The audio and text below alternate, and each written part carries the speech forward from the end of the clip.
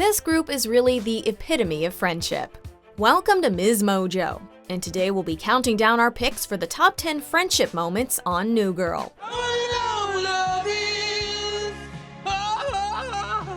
Before we begin, we publish new content every day, so be sure to subscribe to our channel and ring the bell to get notified about our latest videos. For this list, we'll be looking at the most heartwarming moments shared between any or all of the main characters on this show. Number 10, Candy Cane Lane. I told him you didn't love him, Jess. What? Because But he said it nicely. What? Are you kidding me? Jess is usually a happy-go-lucky kind of woman, but after her boyfriend Paul breaks up with her at a Christmas party, Jess is understandably upset. I'm sorry, Jess. I don't want to slow down with you. It's just not natural. So if you need to, then I don't think I can do this anymore. In an attempt to cheer her up, Nick skips his flight home for the holidays and drives the gang to Candy Cane Lane, a street illuminated with lights and decorations. Okay, there's something that we gotta do. Sorry. Oh, what are you doing, man? Unfortunately, they arrive too late and miss the spectacle. So in a grand gesture, the gang yells at all the neighborhood people to turn on their lights, all in an effort to bring a smile to Jess's face.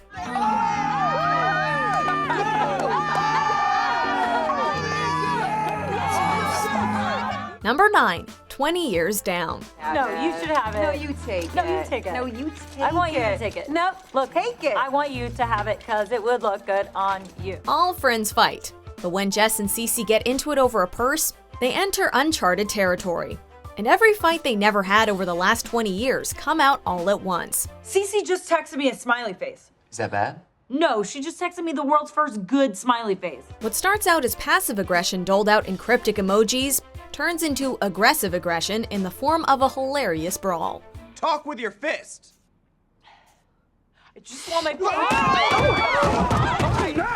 In the hospital, these two besties of course make up. People usually grow apart as they grow up, but Jess and Cece are just as close as they've always been. I can't believe I've known you 20 years. And you're still my favorite person to talk to. 20 years down the road, and they're still each other's favorite people. Number 8, Cece helps Winston with his cheating girlfriend.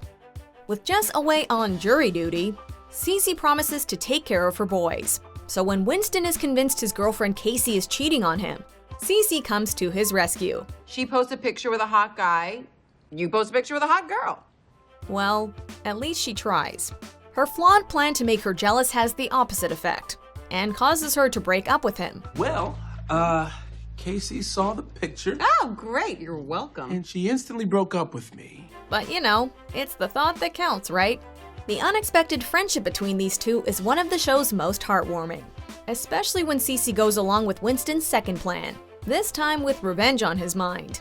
I really wish I didn't have to be the one to tell you this, but Winston is dead. Admittedly, telling Casey that Winston died might have been going a little too far, but that's just what friends do. It's me, and I'm alive. Number 7, when Nick pretended to be Michael Keaton. Schmidt's dad may have been disappointing, but his mom is pretty awesome. After his dad left, Schmidt's mom cheered him up by writing him letters from his hero, the Batman himself, Michael Keaton. In college, Nick took up the mantle and emailed Schmidt as Keaton whenever he was feeling down. With Keaton in his corner, he pulled himself away from that bag of turkey and became a man. Nick thought he'd retired as Keaton, but Winston convinces him that it's time to bring Keaton back when Schmidt begins to spiral out of control. It's kind of my friend, Michael Keaton. There was one time he emailed me, he said he was my best friend. Anyway, we have so much catching up to do, me and Michael, so just enjoy the night. It's crazy, Schmidt. While it could have been devastating that Nick lied to him for years, and his hero never actually wrote to him, it's even more touching that it was his best friend helping him through all those tough times all along. I'm really sorry I pretended to be Keaton for the last 12 years. It's super weird. Are we good? Yeah. We're good. Number 6, Crepe Pan. Saying goodbye to friends is never easy. So when Coach is ready to move to New York with his girlfriend, he implements a clean break philosophy. Time to flip. Care to do the honors? Oh, sure, man. That'd be cool. As one might imagine, The gang doesn't take it too well. The coach doesn't want to bring anything to remember them by. You know what? Fine, coach, don't take it with you. Leave everything behind. Try not to remember anyone. We are non-essential. Message received. Winston in particular is hurt when Coach doesn't want to take a Crepe Pan that the two bought together. Coach, is that a bigger bag? My old bag broke, so I got a wheelie.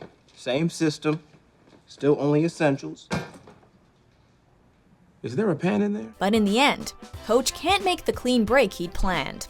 And Winston catches him taking mementos of his time at the loft, including the Crepe Pan. And the two share a hilarious and emotional goodbye. Number 5, the cookie. Got your cookie. What'd you have, like an extra? No? Nick and Schmidt have always had an interesting friendship. Schmidt's sensitivity usually balances Nick's curmudgeonly behavior, but every now and then they clash. So you just, got me a cookie? Yeah, I was thinking about you. What do you mean you were thinking about me?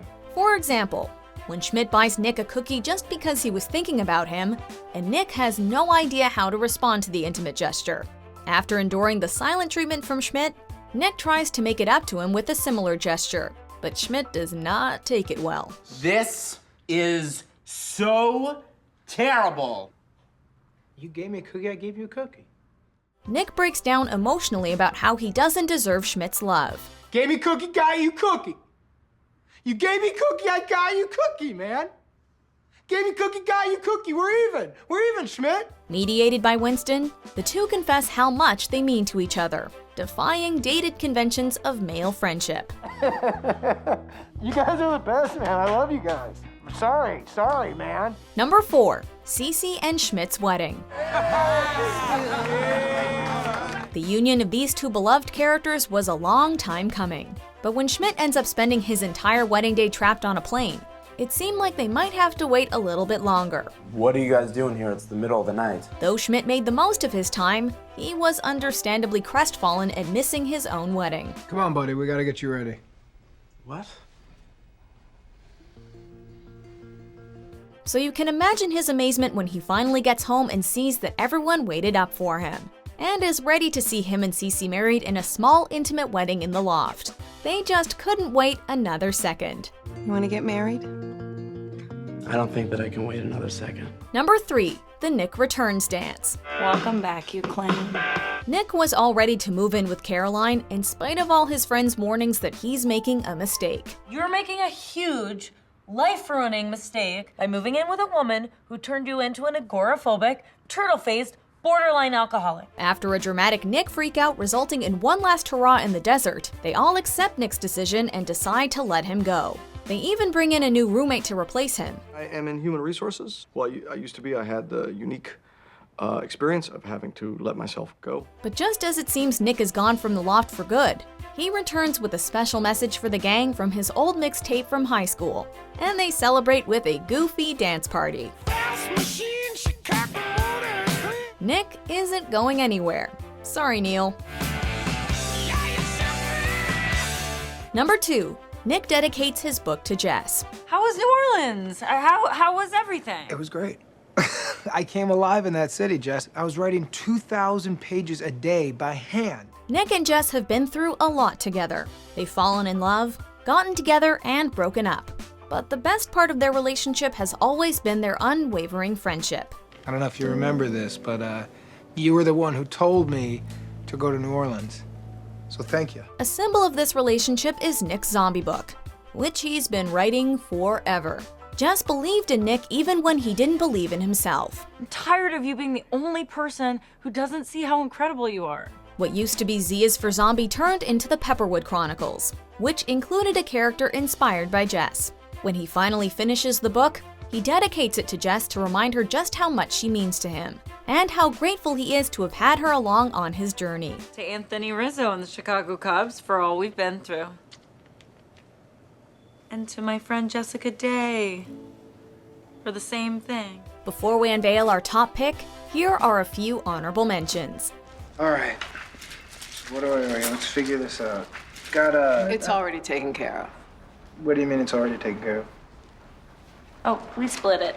We're pretty awesome wingmen for each other. Because we're both the guy the girls want to sleep with, and we're both the other guy, too. Neither one of us are Tom Cruise or the other one. We're both Iceman. Yeah, equals! You want me to be a bridesmaid?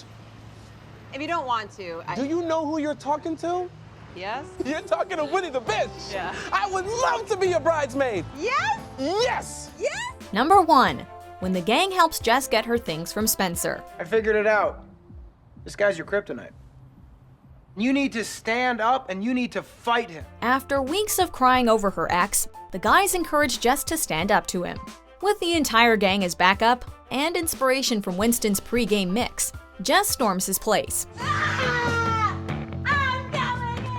Jess, take your shoes off. When Spencer refuses to give her back her stuff, the guys come to her defense. Jess gives an impassioned speech about how much she loves them. I barely know them.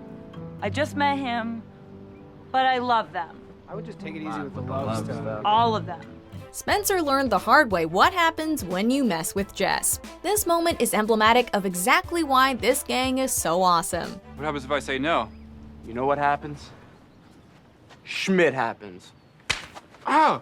They love each other, they stand up for each other, and they're not afraid to look like total idiots for each other. Suck it, Mr. Krabs.